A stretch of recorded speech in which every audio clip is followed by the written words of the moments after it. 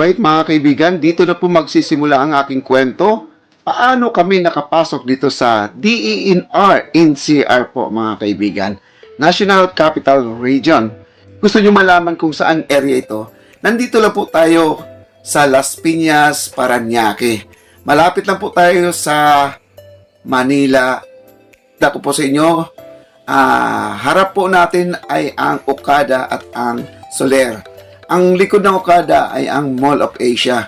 Kaya di na po kayo mawawala. Ayan po nakikita niyo mga rock formation, no? Mga bato. At nilalagay po nila dyan para sa support ng alo ng mga malalaki ay talagang hindi po makakalusot papunta dito sa building. Kaya po napakaganda po ang kanilang opisina at ito yung papuntang dagat. Nakikita nyo. Yung magkabilaan ay pine tree po yan. Wow. Pero bago kayo pumunta dito guys, kailangan po kumuha muna kayo ng permit sa DENR bago kayo makapasok dito sa island po ito. Mamaya meron din tayong tinatawag na Freedom Island. At meron tayong bird watching, no? Meron tayong manunood tayo, titignan po natin kung ano po klaseng ibon nandyan ngayon. At nakikita po natin yung mga bato na bitak-bitak na po sa hampas po ng alon.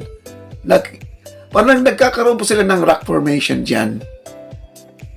Grabe, ang ganda po talaga mga kaibigan. Dito sa loob, pwede tayo mag-ihaw-ihaw.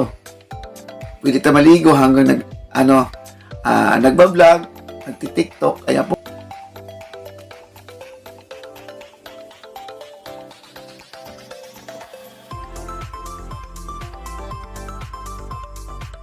Nakikita po natin mga puno dito sa loob na po ito, nilalakbay na po namin ng mga kasamahan kong vlogger. Ayan po mga dahon na yan, may mga pangalan po yan, no? Yung puno. Kasi yung dahon na yan, pamilyar sa akin, hindi ko lang alam kung anong pangalan. Yan po ang pangalan yan, Bani. Ayan po, ang kasamahan po natin na vlogger na si Daddy D at si Sir Warren. Ayan po, nauna na po doon. Napakaganda po itong lugar na to. Kung kayo po talaga interesado, makakalanghap ng masarap na fresh na hangin, dito lang po. Pero syempre, tayo ay nasa tabi ng dagat kasi ito ay, ano to siya, wet island. Island to siya, nagkaroon lang ng kalsada para hindi na po magbabangka yung patawid papuntang island. Ayun po, nakikita nyo, masukal po ang ating napuntahan. Pero napakaganda po talaga, grabe. Lahat ng memories mo, maiiwan mo na doon sa bahay, dito mo lang i-refresh yung utak mo. Yan, nakikita niyo yung mga kahoy. Yung mga kahoy dito mga kaibigan, tandaan nyo ha, may mga numero. Talagang naka-inventory po ang mga puno dito. Di ka po pwedeng magputol kung ano man ang pwedeng mangyayari. Yan o, 266. Ibig sabihin, yung mga puno na yun, may mga numero. Ibig sabihin yan ay registered po yan, mga puno na yan. Ganyan po dito sa loob ng wet island. Ayan, may mga number, oh. Grabe. Kaya tayo ay maingat. Di tayo pwedeng kung ano-anong kukuha tayo ng kahoy dyan, babalik tayo para magiging tungkod man lang. Hindi po. Wala tayong gagawin na, kundi magmamasid, manunood sa mga napakagandang ibon. Maraming dyan mga dayong ibon, no? Galing sa ibang bansa. Dito po sila ngayon nagpapahinga. Kaya maraming puno. Wow!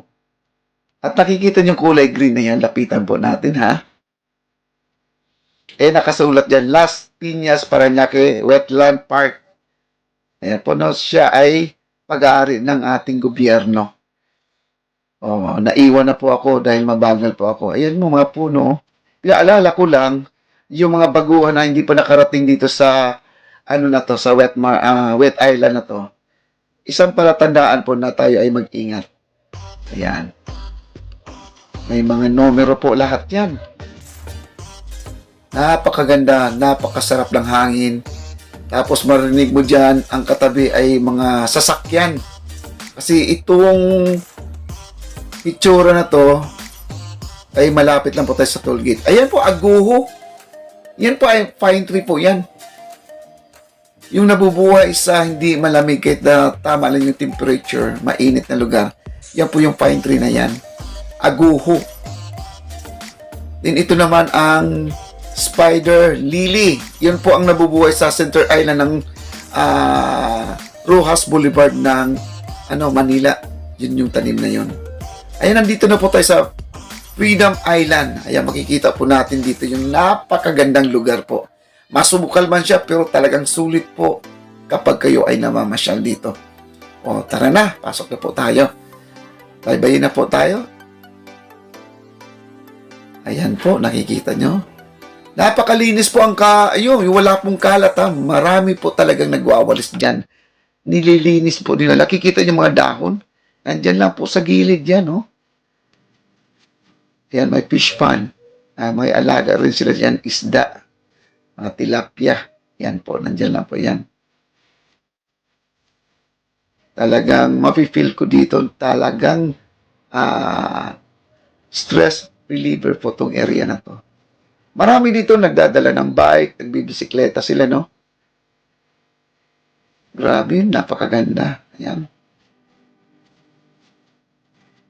Wow.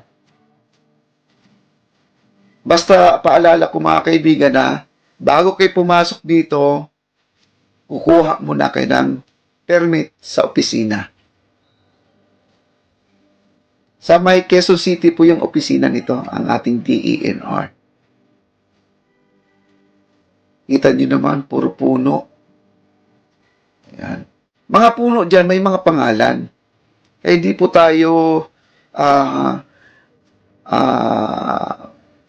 ma-ignorante sa mga puno na yan dahil yung mga puno na yan, lagi natin nakikita pero hindi natin alam ang pangalan. Wow, grabe oh. Napakaganda po. Yan. Alam nyo ba yung bitaog? Yan. Yan po yung puno na yan. Kailang mataas ang puno din natin. Yan po yung dahon niya. Ganyan po ang dahon niya. Yun ang bitaog. Ayan po ang ating kasamahan, si Pinoy Vlogger PH. Wow.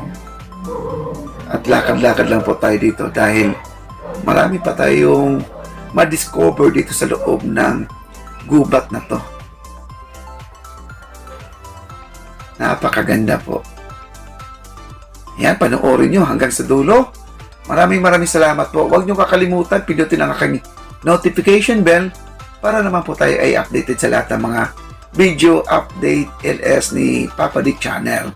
Maraming salamat po. Panoorin hanggang dulo. Bye-bye!